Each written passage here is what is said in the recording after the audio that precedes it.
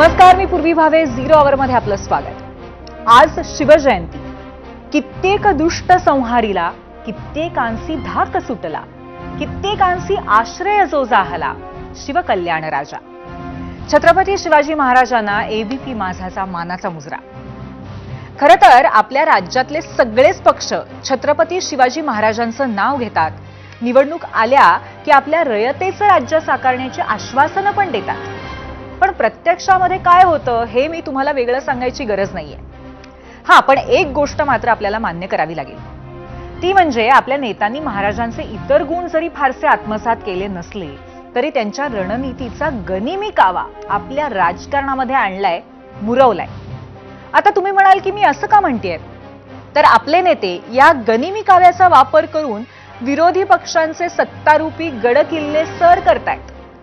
अलीकडेच चंद्रपूर, मालेगाव, परभणी सारख्या महापालिकांमध्ये आपण या राजकीय गनिमी काव्याचा पुरेपूर अनुभव घेतलाय.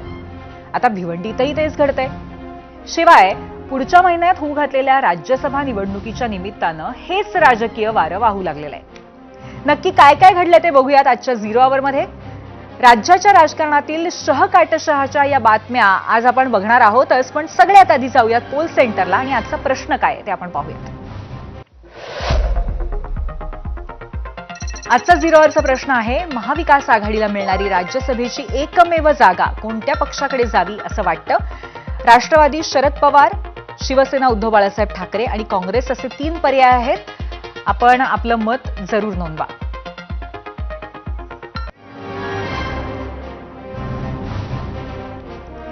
आता हा प्रश्न आम्ही का विचारला, तर त्याला कारण आहे आज जाहीर झालेली राज्यसभेची निवडणूक.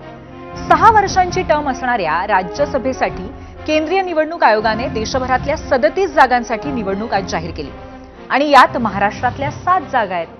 मग काय, निवडणूक आयोगाने हिरवा झेंडा दाखवला आणि राजकारण जोमाने सुरू झालं. 16 मार्चला हे मतदान होणार आहे.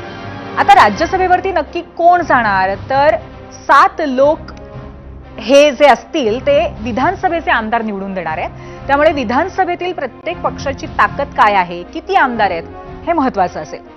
आता तुमच्या हे लक्षात आलं असेलच की ज्याचे आमदार जास्त त्याचे जास्त खासदार निवडून येणार. त्यामुळे सांगायची गरज नाही की ऍडव्हान्टेज या क्षणी महायुतीलाच आहे आणि त्यातही सगळ्यात जास्त ऍडव्हान्टेज भाजपला आहे. नेमकं कसं हे आता आपण समजून घेऊया आकडेवारीच्या माध्यमातून. पण त्यासाठी आपल्याला मीडिया सेंटरला जायचंय. जाऊयात मीडिया सेंटरला आणि बघूयात आकडेवारीचं गणित काय आहे. राज्यसभेच्या 7 जागांसाठी 16 मार्चला मतदान होणार आहे. निवडून येण्यासाठी पहिल्या पसंतीच्या 37 मतांची गरज असते. भाजपचे 131 आमदार आहेत, किमान 3 उमेदवार त्यामुळे येणं शक्य आहे. शिवसेनेचे 57 आमदार आहेत, 1 जण निवडून येणं निश्चित आहे. राष्ट्रवादीचे 40 आमदार आहेत, त्यामुळे इथे सुद्धा 1 जण निवडून येणं निश्चित आहे. महायुतीकडील अतिरिक्त मतांमधनं आणखीन एकाची निवडही निश्चित आहे. म्हणजे एकूण 6 जण इथे झाली आणि महाविकास आघाडीकडे मिळून 38 मतं आहेत. त्यामुळे एकच उमेदवार महाविकास आघाडीचा निवडून येणं शक्य आहे, हेही स्पष्ट आहे.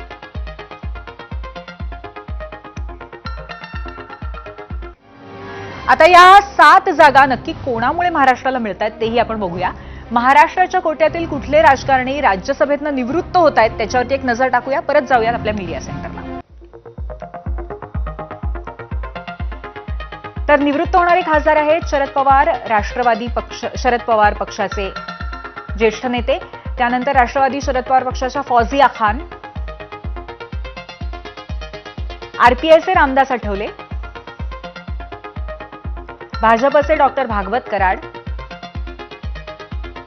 शिवसेना उद्धव बाळासाहेब ठाकरे पक्षाच्या प्रियांका चतुर्वेदी आणि भाजपचे धैर्यशील पाटील आणि त्याचबरोबर काँग्रेसच्या रजनी पाटील.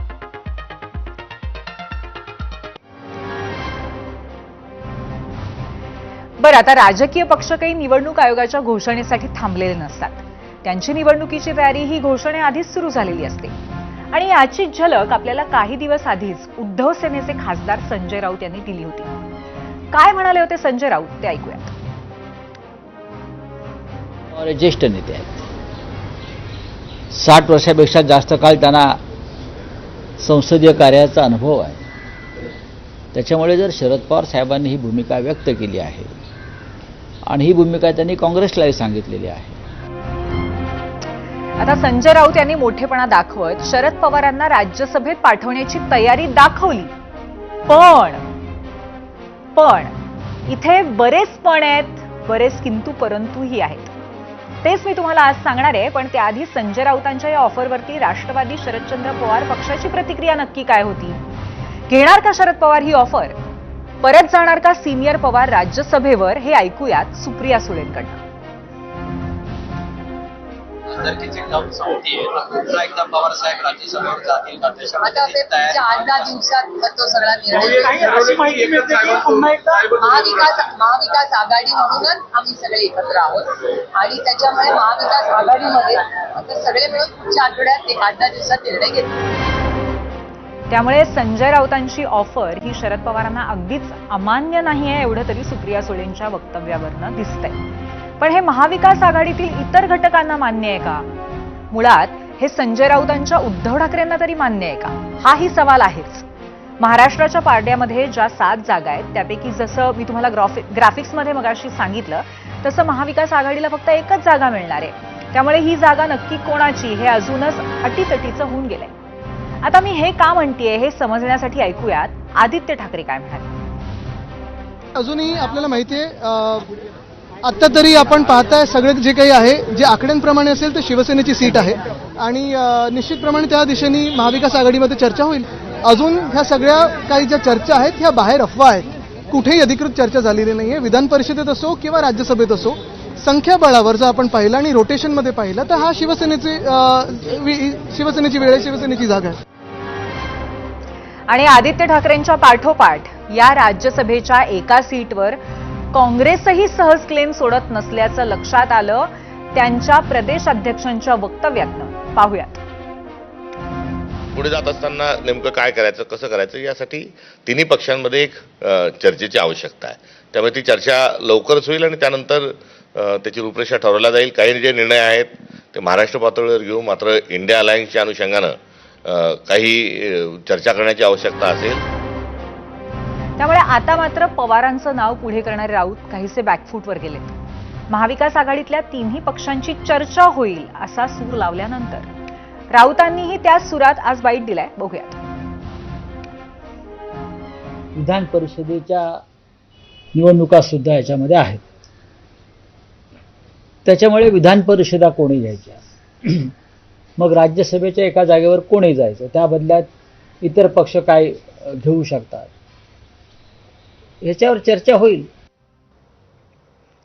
आता ही अशी ओढाताण सुरू असताना विरोधकांनी याची मजा घेतली नाही, टोमणे मारले नाहीत तर महाराष्ट्राचं राजकारण कसं?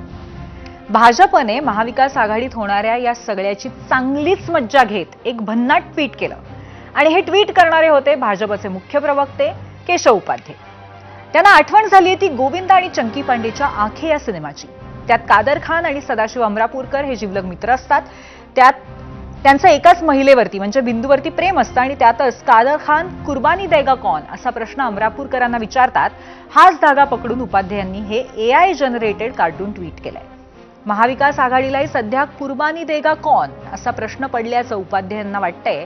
यातील कुर्बानी शब्दाचं अरबी मुळात किंबहुना कुर्बानी शब्दाच्या अरबी मुळामध्ये सध्याच्या राजकारणातील एक धार्मिक सबटेक्स्ट सुद्धा लपलंय. हे वेगळ्या सांगायची गरज नाही.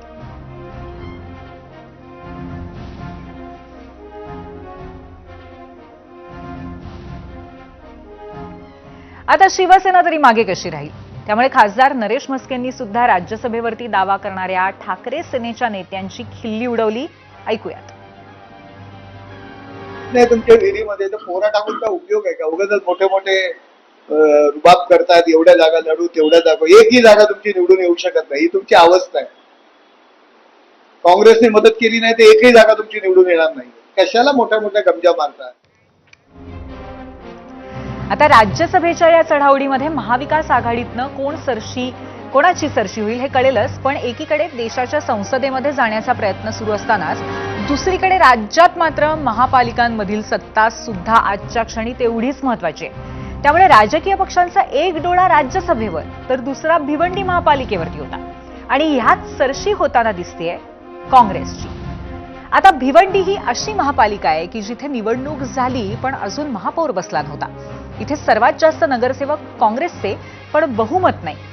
समविचारी पक्ष गोळा करूनही हा आकडा गाठता आला नाही. आता अगदी उद्यावरती महापौर निवडणूक येऊन ठेपली आणि काँग्रेसने जबरदस्त खेळी खेळली. ती मी सांगणार आहेच, पण त्याआधी आपण जाऊयात आमच्या मीडिया सेंटरला. भिवंडीमध्ये कोणाची किती ताकद आहे ते बघायला.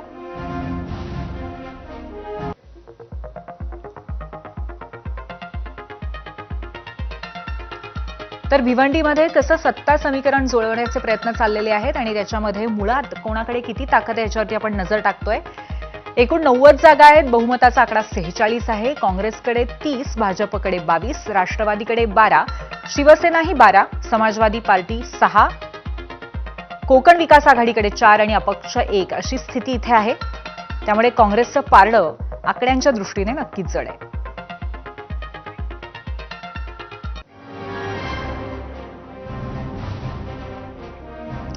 आणि बहुमताचा आकडा गाठण्यासाठी काँग्रेसने शरद पवारांची राष्ट्रवादी, समाजवादी पार्टी, कोकण आघाडी अशी मोट बांधत भिवंडी सेक्युलर फ्रंट उघडला.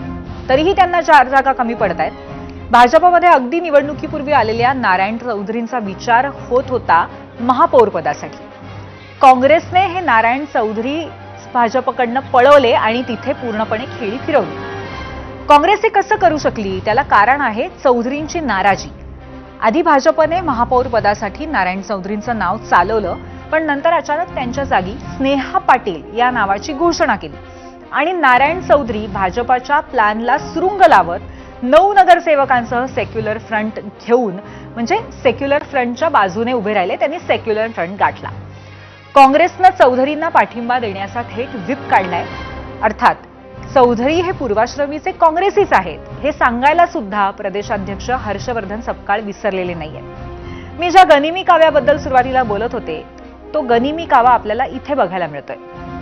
एक गनिमी कावा करत भाजपने चंद्रपूर महापालिका जास्त जागा असणाऱ्या काँग्रेसकडनं आपल्याकडे ओढली होती, तर आज भिवंडीमध्ये महापौर उमेदवारच पळवत काँग्रेसने त्याची परतफेड केली.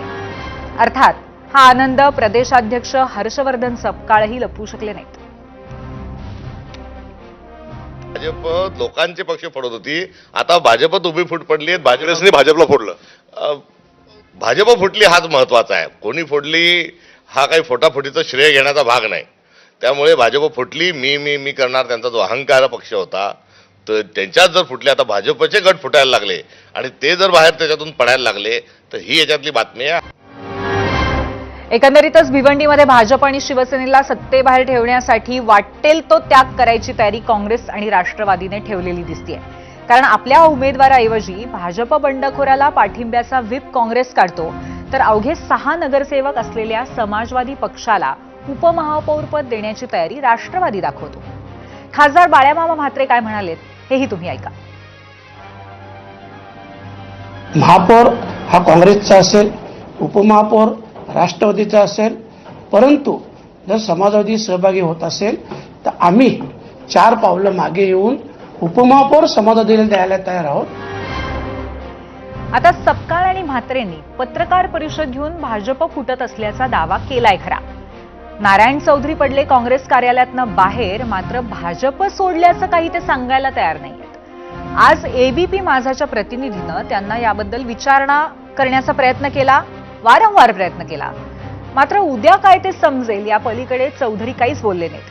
तिथे गट स्थापन झाल्यामुळे आपल्यावरती पक्षांतर बंदी अंतर्गत भाजप कारवाई करेल ह्याची टांगती तलवार असावी कदाचित. सध्या गनिमी काव्याचा असा काही मौसम सुरू आहे राज्याच्या राजकारणामध्ये की जोपर्यंत उद्या मतदान होऊन निकाल येत नाही तोपर्यंत भिवंडीचा महापौर कोण हे सांगणं कठीणच. कसं नेमकं समीकरण असणार आहे आपल्याला दिसेल बंधू. समीकरण काय असेल ते आपल्याला 20 तारखेला दिसेल. किती नगरसेवक तुमच्या सोबत आहेत साहेब? आम्ही 20 तारखेला आपल्याला दिसेल ना. 9 आहेत की 12 आहेत साहेब? आपल्याला 20 तारखेला समजेल. पक्षांतर बंदीचा कायदा लागू केल्यानंतर भाजप तुमचं नगरसेवक घालू शकते वाटत नाही का? पक्षाचा जे असेल निर्णय ते आम्ही एक्सेप्ट करू. आता काँग्रेसने भाजपला जोर का झटका धीरे से देण्याची पूर्ण सिद्धता केली असं दिसत असताना भाजपचे नेतेही याच्यावरती काही बोलायला तयार नाहीत. मुंबईमध्ये भाजप प्रदेशाध्यक्ष रवींद्र चव्हाण यांना याबद्दल बोलतं करण्याचा प्रयत्न केला, मात्र जे काही घडेल ते उद्याच घडेल एवढंच अस्पष्टपणे बोलत त्यांनी काढता पाय घेतला. तर मंत्री आशिष शेलार यांनीही सावध उत्तर देण्यास पसंत केलंय. पाहूयात. मला संपूर्ण या प्रकरणाची माहिती नाही, पण मी एवढं सांगेन, जो फुटून जातो तो भाजपवाला नाही. जो भाजपच्या विचारांशी प्रामाणिक आहे तोच स्वयंसेवक, तोच कार्यकर्ता. आजच्या 0 आवरमध्ये कोण कोणाबरोबर जातंय, कोण कोणाला पाठिंबा देतंय हे आम्ही सांगत असताना कालची एकनाथ शिंदे आणि राज ठाकरे यांची भेटही विसरता येणार नाही. कारण ही काय नवी समीकरण आहेत असा प्रश्न पडावा अशी ती भेट आणि त्यानंतर दोन्ही नेत्यांनी साधलेलं मौन. त्यामुळे वाढत असलेली उत्कंठा, अर्थात त्यांनी आज हे मौन सोडलं आणि मौन तोडलं ते शिंदेचे खासदार नरेश म्हस्के यांनी, आणि तेही ट्विटच्या माध्यमातून. आता हे ट्विट आहे की संकेत हे तुम्हीच ठरवा. मीडिया सेंटरला पाहूयात नरेश म्हस्केंचं ट्विट काय आहे. काल उपमुख्यमंत्री एकनाथ शिंदे, महाराष्ट्र नवनिर्माण सेनेचे अध्यक्ष राज ठाकरेंची भेट झाली. अनेकांच्या भुवया उंचावल्या आणि अनेकांना पोटशूळही उठला. परंतु बाळासाहेबांच्या मुशीतून घडलेले 2 कार्यकर्ते हिंदुत्वाच्या विचारासाठी, बाळासाहेबांचे विचार पुढे नेण्यासाठी एकत्र येणार असतील तर माझ्यासारख्या तमाम शिवसैनिकांना आनंदच होईल.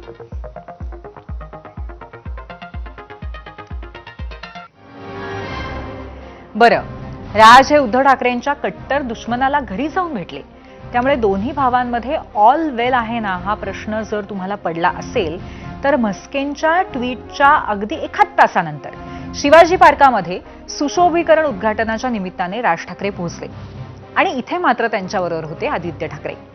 काका यायला वेळ होता म्हणून आधी पोहोचलेले आदित्य हे थांबले आणि अत्यंत रिलॅक्सही वाटले.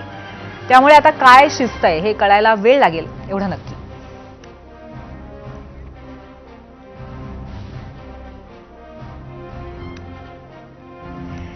एकंदरीतच राज्यातील लवचिकता आणि गनिमी काव्याचं राजकारण हे सगळं समजून घेण्यासाठी आपल्याबरोबर आज काँग्रेसचे ज्येष्ठ प्रवक्ते सचिन सावंत आणि भाजपचे मुख्य प्रवक्ते केशव उपाध्याय. पण चर्चेला सुरुवात करण्याआधी आपण पाहूयात आपल्या प्रश्नावरती आलेल्या काही निवडक प्रतिक्रिया मीडिया सेंटरला. या जागेवर शिवसेना उद्धव बाळासाहेब ठाकरे यांचाच अधिकार आहे, कारण महाविकास आघाडीमध्ये त्यांचे सर्वाधिक आमदार आहेत. श्याम ठाणेदार म्हणतायत आणि ही जागा म्हणजे अर्थातच राज्यसभेतली जागा जी महाविकास आघाडीच्या वाट्याला येणार आहे, एकुलती एक. यावेळी काँग्रेस पुढे संजय राऊत, आता विधान परिषदेची जागा शिवसेनेकडे यावी, विनायक यांची प्रतिक्रिया आहे.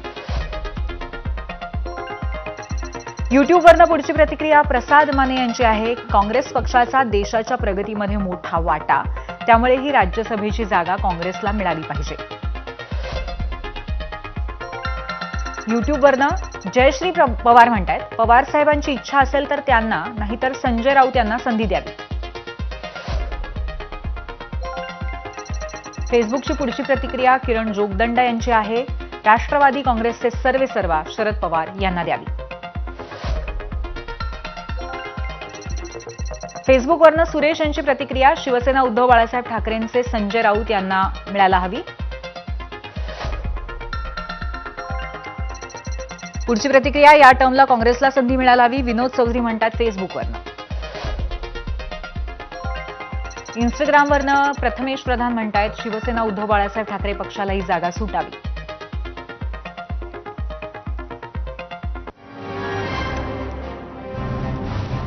आणि आता याच अनुषंगाने चर्चा करण्यासाठी आपल्यासोबत आहेत भाजपचे मुख्य प्रवक्ते केशव उपाध्याय आणि त्याचबरोबर काँग्रेसचे ज्येष्ठ प्रवक्ते सचिन सावंतजी. आपण